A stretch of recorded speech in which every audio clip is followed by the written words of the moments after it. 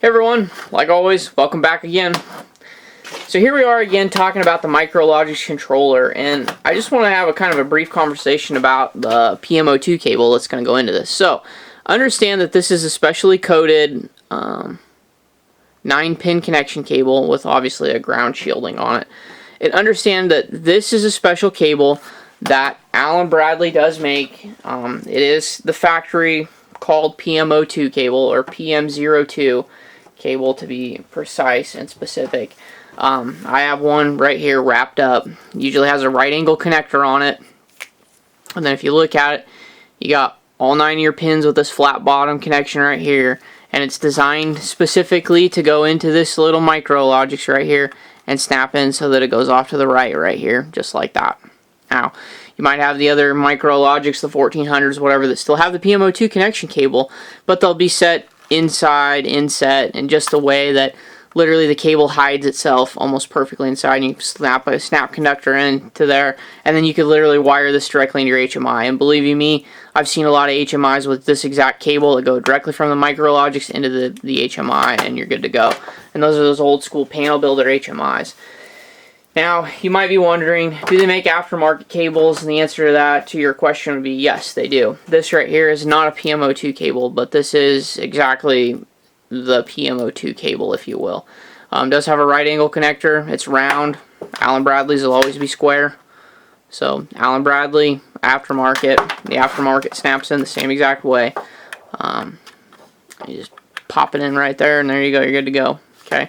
Aftermarkets are substantially cheaper. This one ranks about $120 from Rockwell, and yeah, your vendor will sell it to you, whoever your distributor is. This is $12 on Amazon.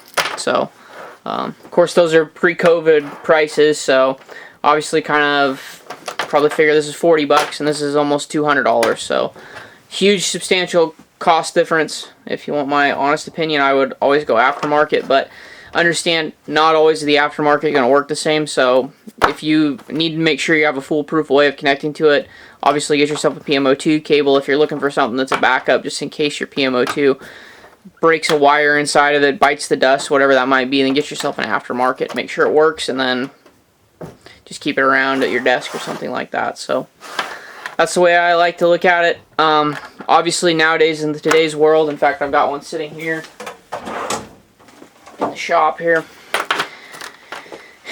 you're gonna have to have a serial converter, and this is just a generic one. Again, another one of those Amazon finds.